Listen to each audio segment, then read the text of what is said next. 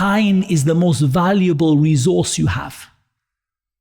But every day that goes by, you lose a part of yourself. There's a famous statement of one of the tabi'een that he said, rahimahullah ta'ala, Ya ibna Adam, innama anta ayyam, فَإِذَا ذَهَبَ يَوْمُكَ ذَهَبَ بَعْضُكَ. He said, O son of Adam, you are just a few days. That's all you are. You're just a collection of days Allah has written for you. When one day goes, a part of you goes with it. You can never get that day back. That day is never coming back. You cannot get money. You can lose and get back. You can lose money and get it back. So many things, you can forget them and remember them again. But this day that you had is gone from you. It's never ever coming back. Whatever you do, whatever dua you make, you can't bring today back again. And as the days go by, what happens to your heart? Your iman becomes weak. And your heart becomes hard. And we know that that happens. The Prophet ﷺ said, إِنَّ الْإِيمَانَ لَيَخْلَقُ فِي جَوْفِ أَحَدِكُمْ كَمَا يَخْلَقُ الثَّوْبِ فَاسْأَلُوا اللَّهَ أَنْ يُجَدِّدَ الْإِيمَانَ فِي قُلُوبِكُمْ أو كما قال. The Prophet ﷺ, he said, Iman wears out in the heart of one of you like your clothing wears out. Can you imagine if you wore the same clothing every day? Imagine if you just wore the same pair of socks every day, what would happen? And in a few days, you'll have a hole in it. A few more days, the hole will be bigger. By a few months, it'll be falling off your foot. Your iman is like that.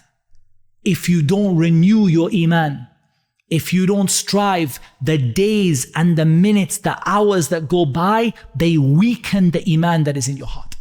So what is the cure? The Prophet ﷺ said, ask Allah to renew the iman that is in your heart. Ask Allah, oh Allah, renew the iman that is in my heart.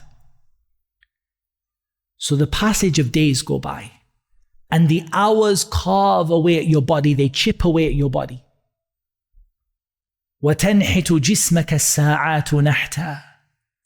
Every day that goes by, you're not getting any younger. The effect upon your heart, the effect upon your body, the opportunities are going down. Remember when you were young and you look at the child, everything is in front of them.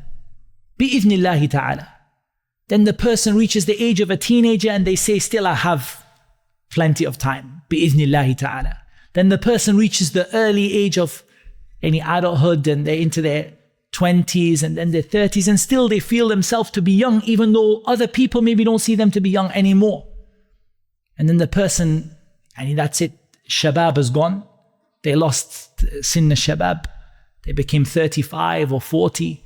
They lost the word youth, doesn't apply to them anymore. And then on and on and on. You're not getting any younger. This is your opportunity to work hard. وَمَنْ أَرَادَ الْآخِرَةَ وَسَعَى لَهَا سَعْيَهَا وَهُوَ مُؤْمِنٌ فَأُولَٰئِكَ كَانَ سَعْيُهُمْ مَشْكُورًا. The people who are going to work hard, the people who are going to strive, those people who are going to work hard for the akhirah, those are the people who are going to be rewarded. But when will you work for the akhirah? When is it going to be? How many people are sitting there, they say, look, when I'm old, I'll work for the akhirah. Sawfa ahujj, I'm going to make hajj. Sawfa atub, I'm going to make tawbah. But in the end of the day, every day, it's like a time bomb ticking down. Every second is just getting you closer to death.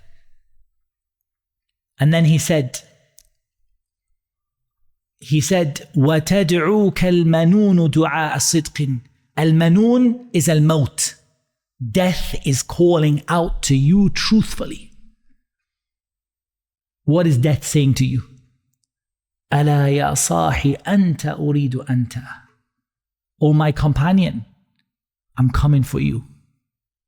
It's you that I want. حَتَّى إِذَا جَاءَ أَحَدَكُمُ الْمَوْتِ. When death comes to one of you, توفته رسلنا وهم لا يفرطون ثم ردوا إلى الله مولاهم الحق ألا له الحكم وهو أسرع الحاسبين. that when death comes to one of you, the angels come and they never ever fall short. They never make a mistake. They never miss. They never slow down. They never delay you by a minute or an hour or a day. When the angels come for you, hum la yufarritun. They don't fall short. Then you be returned to Allah, your true protector. And to Allah will be the judgment, and He is the fastest to take the people to account. Death is calling you. Every one of you, you and me, has a date written with death. You will not move it 1 second forward or 1 second back. And if death is calling you, and death is crying out for you, then what state are we in? أراك تحب عرسا ذات خدر. There is some khilaf in the nusakh. Some of them say ذات غدر. أبت طلاقها الأكياس بتا. He says to this person he's advising, Abu Bakr, he says to him, I see that you're in love with a woman. You're in love with this woman. This veiled bride. And she's a beautiful woman. She's covered with a veil. And you want to marry her. And you're in love with her. But this woman, there's something strange about her. أَبَتَّ طَلَاقَهَا الْأَكْيَاسُ بَتَّا. The intelligent people have divorced her 3 times. Talaq, talaq, talaq. Taliqa, taliqa, taliqa. They divorced her. Intelligent people, they knew this woman is no good. They've already given her 3 times divorce. Who is this woman? Dunya. The woman is the dunya. He says, I see you in love with this veiled bride. And what he means by the veiled bride is a dunya. I see you in love with this dunya. And why does he say veiled? Because the reality of the dunya is hidden except from al-Qayyim, al-Fatin, the clever person. The wise person knows what the dunya really is. But he says, I see you. You're still in love with this woman. You still believe there's beauty under the veil. When you have seen the intelligent people of this world, they divorced this woman 3 times, they never taken her back again. Why is she veiled?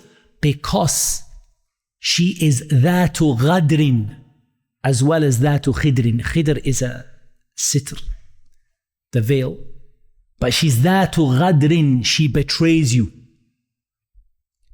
You think that she's going to be faithful to you, but she's not going to be faithful to you. She's going to betray you, the biggest betrayal. And you'll end up in tears saying, how I wish I didn't fall in love with this dunya.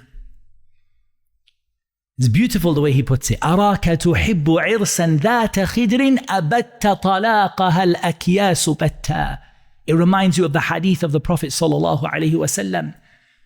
Al-Qayyim من دان نفسه وعمل لما بعد الموت والعاجز من أتبع نفسه هواها وتمنى على الله الأماني أو كما قال صلى الله عليه وسلم. The intelligent person is the one who takes himself to account. دان نفسه يعني حاسب نفسه. He takes himself to account and he worries about the actions that will benefit him after death. But as for the one who is ajiz, helpless, he allows himself to follow his desires. And then what does he do? وَتَمَنَّ عَلَى اللَّهِ الْأَمَانِي. He says, Allah Kareem, Allah will forgive me. Never mind, something will be good for me. It'll work out in the end. I'll make tawbah later. He has nothing but wishful thinking. Even though he's following his desires, he's let his soul go. As opposed to the one about whom Allah Azza wa Jal said, وَأَمَّا مَنْ خَافَ مَقَامَ رَبِّهِ وَنَهَى النَّفْسَ عَنِ الْهَوَىٰ فَإِنَّ الْجَنَّةَ هِيَ الْمَأْوَىٰ. As for the one who is scared of standing before his Lord, or is scared of the status of his Lord, and he prohibits his soul from what it craves, Jannah will be its destination. So what are we told? We are told that you have to divorce this woman. This woman, she's not good for you. The people told you, oh, she's so beautiful. She's the best woman. She's amazing. But if you lift the veil, you would realize what she's like. This dunya will betray you, and this dunya will leave you in a state of regret.